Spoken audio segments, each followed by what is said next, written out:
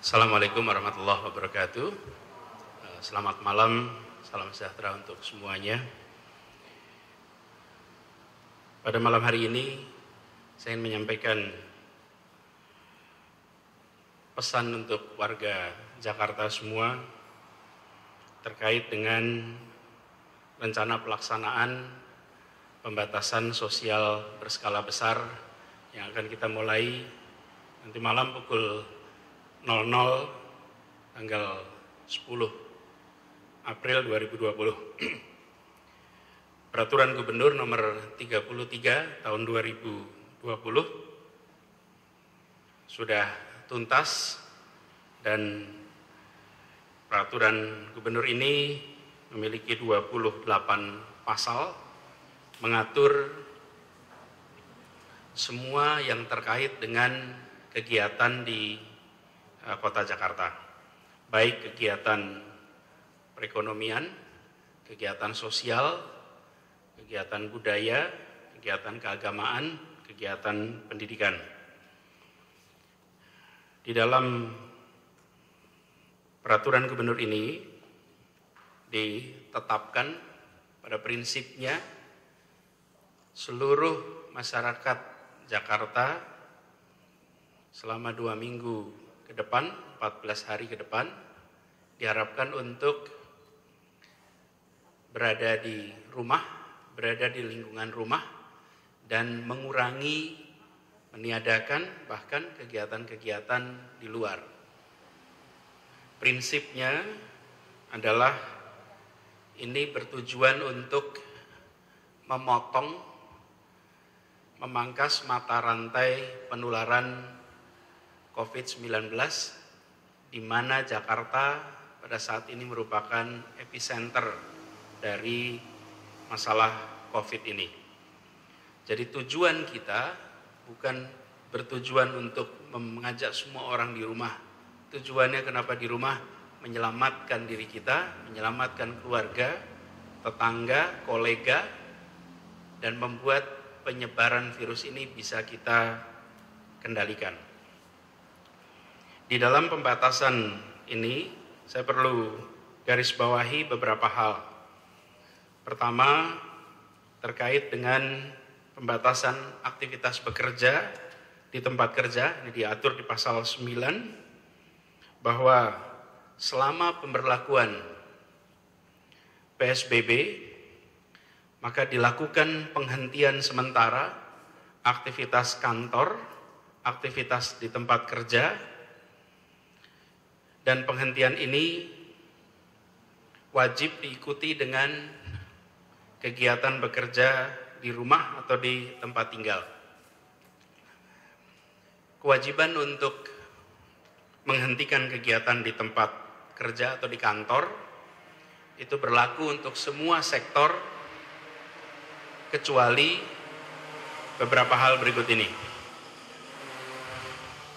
Pertama adalah kantor instansi pemerintah, baik pusat maupun daerah, di situ ada pengecualian. Pengecualian kedua adalah kantor perwakilan diplomatik dan organisasi internasional. Kemudian ketiga adalah badan usaha milik negara dan badan usaha milik daerah. Kemudian juga untuk dunia usaha, sektor swasta, ada beberapa sektor yang dikecualikan. 1, kesehatan. 2, bahan pangan, makanan dan minuman. 3, energi. 4, komunikasi dan teknologi informasi. 5, keuangan. 6, logistik. 7, konstruksi. 8, industri strategis. 9, pelayanan dasar dan utilitas publik serta industri yang ditetapkan sebagai objek vital nasional atau objek tertentu. Dan ke-10 adalah sektor swasta yang melayani kebutuhan sehari-hari.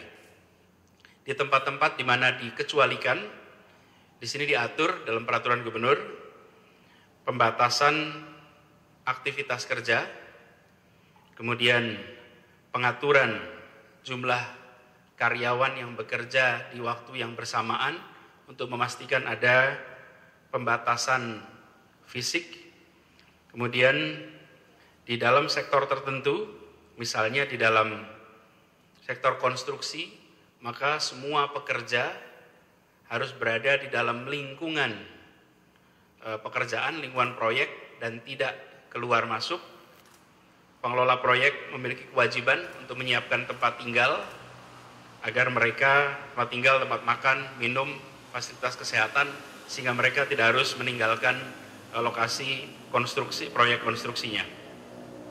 Kemudian di dalam sektor bahan makanan, minuman, warung, restoran, rumah makan bisa tetap buka, tetapi tidak diizinkan untuk makan atau menyantap makanan di lokasi. Semua makanan diambil, dibawa, atau tidak ada dine-in, take away, bisa menggunakan delivery atau bisa datang ke warung dan dibungkus dibawa.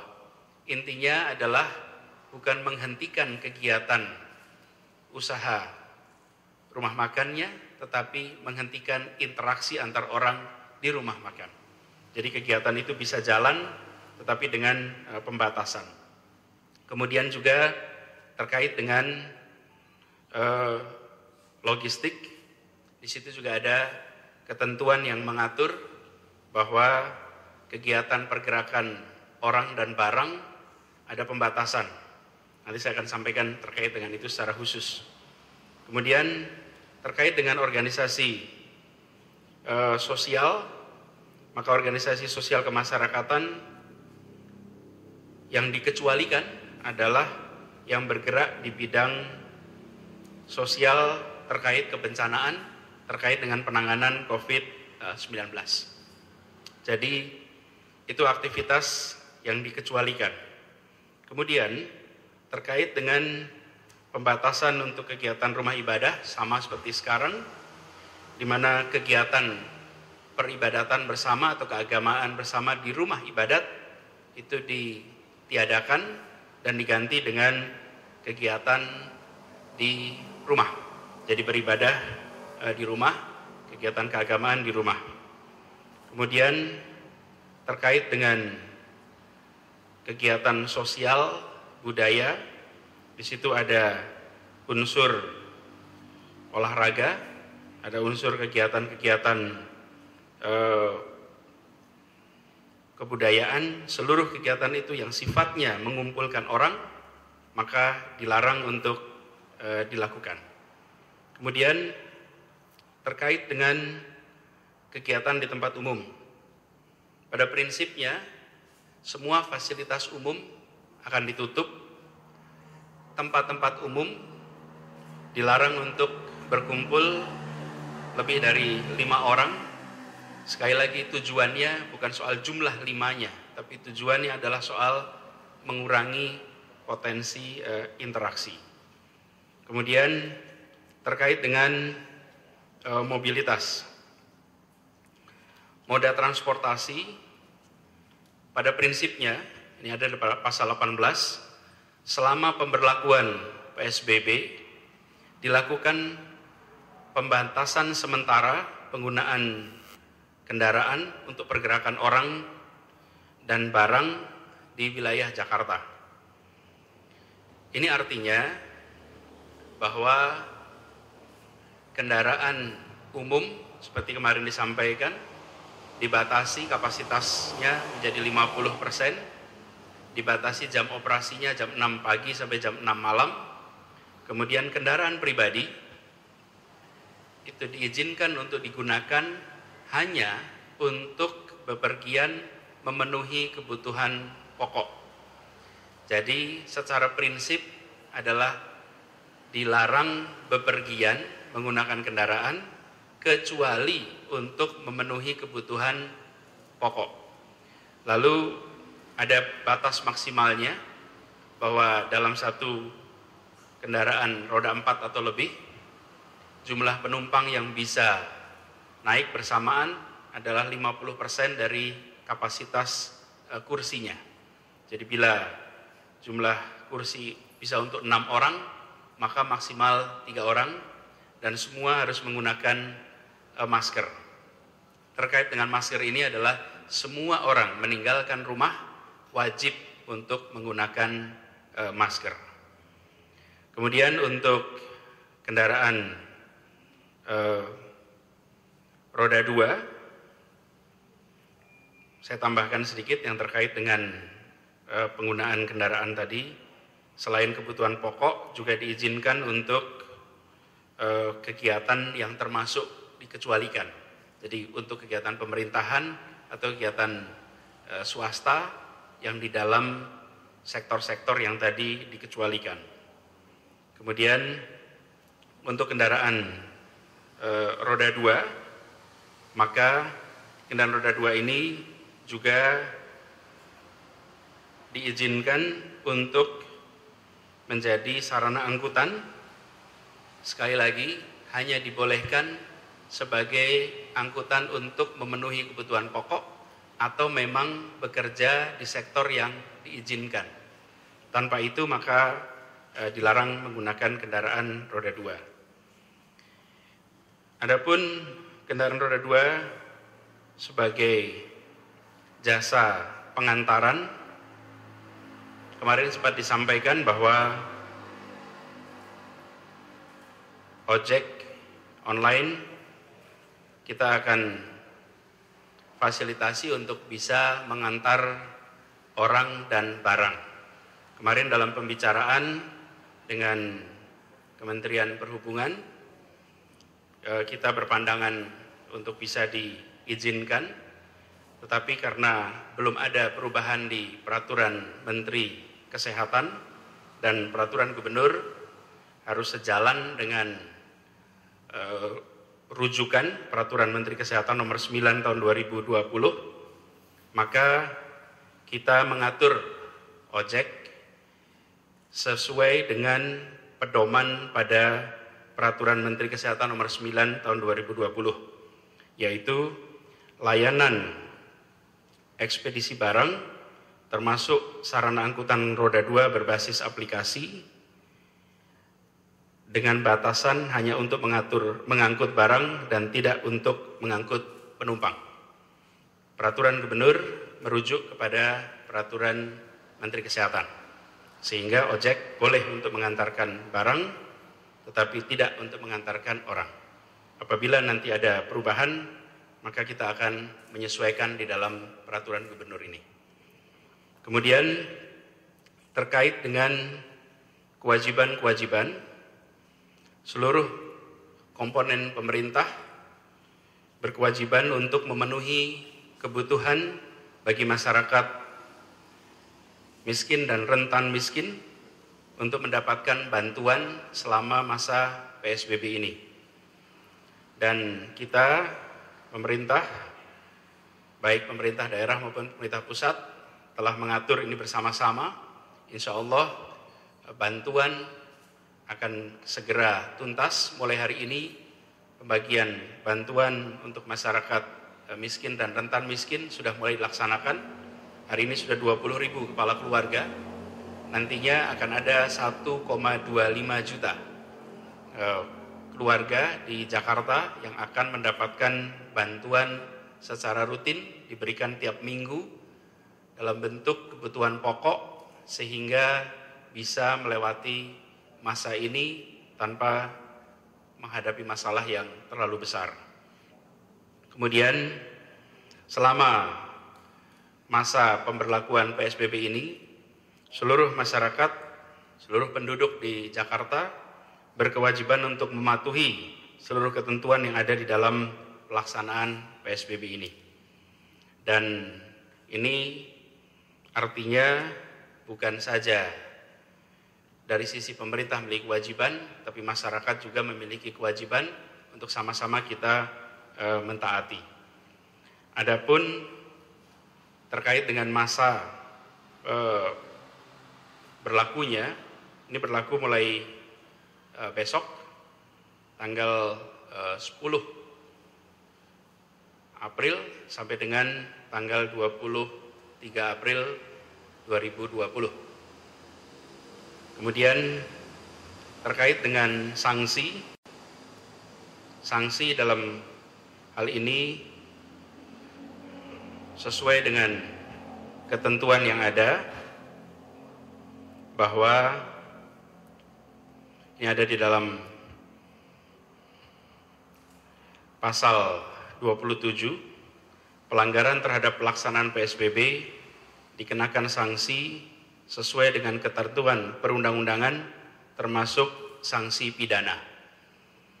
Dari mulai pidana ringan, dan bila berulang bisa menjadi lebih berat.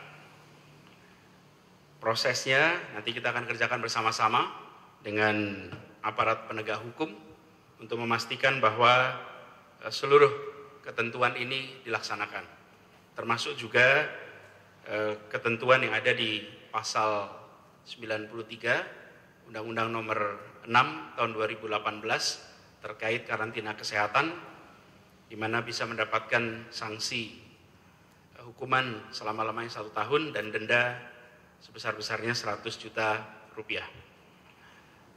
Bapak Ibu sekalian yang saya hormati, warga Jakarta yang saya cintai, apa yang baru saja disampaikan tentang peraturan ini bertujuan untuk menyelamatkan kita semua dari wabah COVID-19.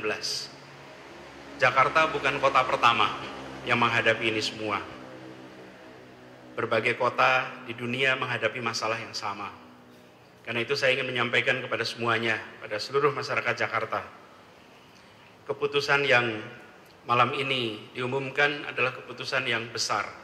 Tapi insya Allah ini bukan menjadi keputusan yang berat bagi kita semua. Ini adalah tantangan bagi kita, masyarakat Jakarta. Kita menghadapi tantangan bukan pertama kali. Kita berkali-kali, bangsa kita diuji berkali-kali. Dan setiap kita menghadapi ujian, alhamdulillah bangsa kita selalu bisa lolos. Kita ingat tidak ada keris yang ditempa sekali. Keris itu ditempa berkali-kali. Tapi dia menjadi makin kokoh, dia menjadi makin kuat. Seperti juga bangsa kita. 14 hari ke depan kita memiliki kesempatan. Lihat ini sebagai kesempatan bersama dengan keluarga, bersama dengan tetangga. Belum pernah terjadi sebelumnya di kota ini bahwa kita semua selama 2 minggu bersama keluarga. Jadikan kesempatan untuk lebih dekat dengan keluarga. Buat aktivitas bersama keluarga, bersama lingkungan rumah. Jadikan ini bukan sebagai sebuah penderitaan. Jadikan ini sebagai kesempatan untuk mengeratkan di antara kita. Namanya memang pembatasan sosial, tapi harus menjadi saat menumbuhkan solidaritas sosial. Ini adalah kesempatan bagi kita untuk menunjukkan, karena Jakarta yang pertama kali melaksanakan PSBB ini. Sementara masalah COVID ini sudah dialami di 33 provinsi. Kita harus tunjukkan di Jakarta bahwa kita bisa disiplin, kita bisa pegang komitmen, kita bisa melindungi diri kita, keluarga kita, tetangga kita, kolega kita dari wabah COVID-19 ini. Dan jadikan 14 hari ke depan sebagai rujukan. Mudah-mudahan daerah lain tidak harus mengalami seperti kita. Tapi kita bisa mengirimkan pesan kepada seluruh wilayah Indonesia, seluruh bangsa, dan insya Allah ke dunia, bahwa di tempat ini, di kota ini, ketika kita harus melakukan pengurangan kegiatan di luar, kita bisa laksanakan dengan disiplin. Dan bangsa kita bukan bangsa lembek. Jakarta juga masyarakatnya masyarakat tangguh. Yang datang ke sini, yang berada di Jakarta adalah orang-orang yang tangguh, yang berani menghadapi tantangan. Kalau tidak berani menghadapi tantangan, tidak datang untuk mengadu nasib di kota ini. Karena itu, saya percaya keuletan kita, ketangguhan kita, kekuatan kita akan bisa melewati masa tantangan yang ada di depan kita ini. Setelah kita bisa melewati ini semua, ini 14 hari, mudah-mudahan kita tak harus memperpanjang. Mudah-mudahan nantinya akan segera lewat. Dan ketika ini lewat, maka kita akan bisa kembali beraktivitas. Dan saat itu kita udah lebih dekat dengan keluarga, lebih dekat dengan tetangga. Lalu kita bisa kembali beraktivitas, kembali ke pasar, kembali ke sekolah, kembali bekerja, kembali menorehkan prestasi. Dan pada saat itu kita bisa mengatakan bahwa kita jalani yang hari ini mungkin terasa menantang dengan sebaik-baiknya, sehingga kita bisa keluar dari masa cobaan ini menjadi masyarakat yang lebih kuat, Jakarta yang lebih solid, Jakarta yang saling membantu, Jakarta yang solidaritasnya lebih kuat. Kalau kita sanggup lewati ini dengan baik, insya Allah Jakarta yang kita banggakan ini akan menjadi kota yang lebih hebat lagi, kota yang memberikan pada masyarakatnya kebahagiaan, kotanya yang maju. Karena tantangan COVID bukan hanya di Jakarta, di seluruh dunia. Masing-masing menengok kota satu dan kota lainnya. Mari kita sama-sama tunjukkan. Jadi saya, Bapak Ibu sekalian saya hormati, saya tadi mengumumkan peraturan gubernur, detailnya nanti ada di website, tapi saya ingin kita semua jangan memandang ini sebagai sesuatu yang berat. Ya ini besar, tapi insya Allah kita akan bisa lewati itu. Dan sekali lagi, bangsa kita sudah pernah melewati yang lebih berat, yang lebih sulit. Insya Allah ini akan kita bisa lewati dengan sebaik-baiknya. Semoga Allah Subhanahu wa Ta'ala selalu melindungi kita semua, selalu melindungi warga Jakarta, melindungi kota Jakarta, dan insya Allah atas izinnya kita akan menjadi kota yang lebih kuat, yang lebih maju, yang warganya bahagia. Terima kasih. Assalamualaikum warahmatullahi wabarakatuh.